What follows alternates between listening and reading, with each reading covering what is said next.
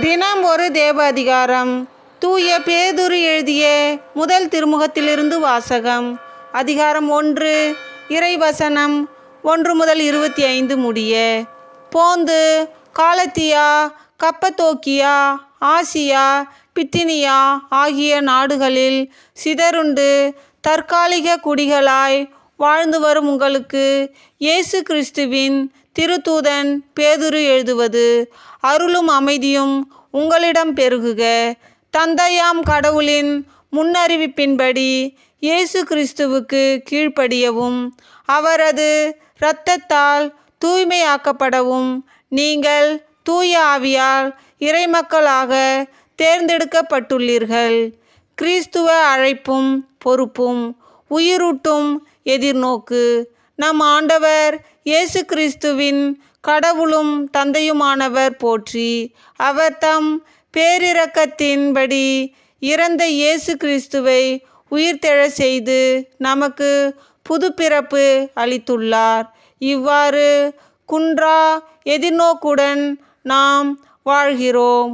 அழியாத மாசற்ற ஒழியாத உரிமை பேறும் உங்களுக்கென விண்ணுலகில் வைக்கப்பட்டுள்ளது. நீங்கள் கொண்டுள்ள நம்பிக்கையின் வழியாய் மீட்புக்காக கடவுளுடைய வல்லமையால் பாதுகாக்கப்பட்டு வருகிறீர்கள். இம்மீட்பு இறுதி காலத்தில் வெளிப்பட ஆயத்தமாய் உள்ளது.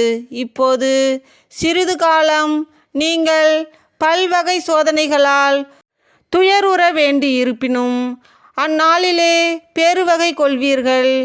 அழியக்கூடிய பொன் நெருப்பினால் புடமிடப்படுகிறது. அதைவிட விலையுயர்ந்த உங்கள் நம்பிக்கையும் மெய்ப்பிக்கப்படவே துயருறுகிறீர்கள். இயேசு கிறிஸ்து வெளிப்படும்போது அந்நம்பிக்கை உங்களுக்கு புகழும் மாண்பும் பெருமையும் தருவதாய் விளங்கும். நீங்கள் அவரை பார்த்ததில்லை, எனினும் அவர் மீது அன்பு செலுத்துகிறீர்கள். இப்போதும் நீங்கள் அவரை கண்டதில்லை, எனினும் நம்பிக்கை கொண்டு சொல்லொன்னா ஒப்பற்ற மகிழ்ச்சி அடைந்து பேருவகை கொள்கிறீர்கள். இவ்வாறு உங்கள் நம்பிக்கையின் குறிக்கோளான ஆன்ம மீட்பையும் பெறுகிறீர்கள். உங்களுக்கென்றிருந்த அருளை பற்றிதான் இறைவாக்கினர் இறைவாக்குரைத்தனர். இந்த மீட்பை குறித்து துருவி துருவி ஆய்ந்தனர். தங்களுக்குள் இருந்த கிறிஸ்துவின் ஆவி கிறிஸ்து படவேண்டிய துன்பங்களையும் அவற்றுக்கு பின் அடைய வேண்டிய மாட்சியையும் முன்னறிவித்தபோது ஆவியால் குறிப்பிடப்பட்ட காலமும் சூழ்நிலையும் எவை என்று ஆராய்ந்தனர்.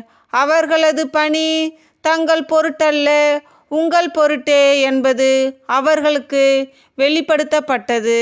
விண்ணினின்று அனுப்பப்பட்ட தூய ஆவியால் உங்களுக்கு நற்செய்தி அறிவித்தவர்கள்.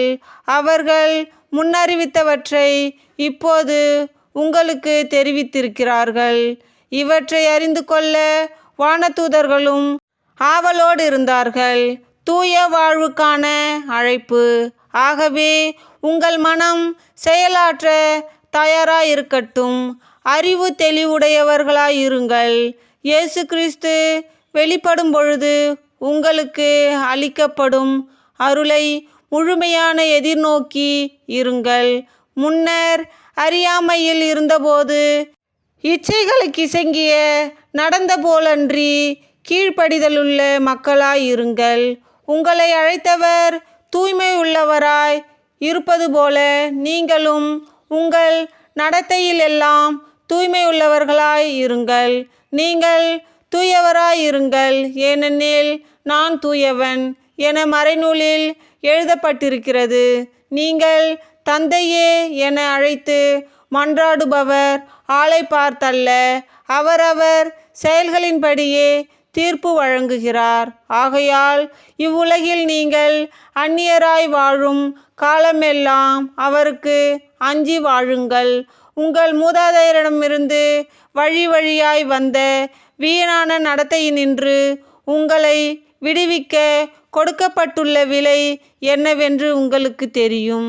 அது பொன்னும் வெள்ளியும் போன்று அழிவுக்குட்பட்டது அல்ல, மாறாக மாசு மறுவற்ற ஆட்டுக்குட்டியை போன்ற கிறிஸ்துவின் உயர்மதிப்புள்ள இரத்தமாகும்.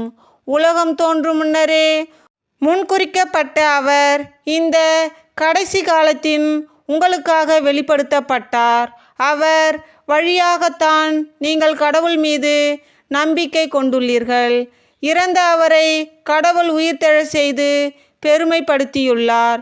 இதனால் நீங்கள் கடவுளிடம் நம்பிக்கை கொண்டு அவரை எதிர்நோக்கி இருக்கவே இவ்வாறு செய்தார். உண்மைக்கு கீழ்ப்படிந்து உங்கள் ஆன்மா தூய்மை அடைந்துள்ளதால் நீங்கள் வெளிவேடமற்ற முறையில் சகோதர அன்பு காட்ட முடியும். எனவே நீங்கள் தூய உள்ளத்தோடு ஒருவருக்கொருவர் ஆழ்ந்த அன்பு காட்டுங்கள்.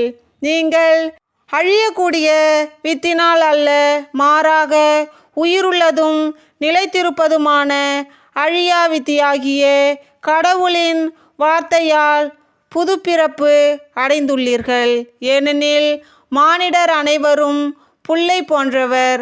அவர்களது மேன்மை வயல்வெளி பூவை போன்றது. புல் உலர்ந்து போகும், பூ வதங்கி விழும்.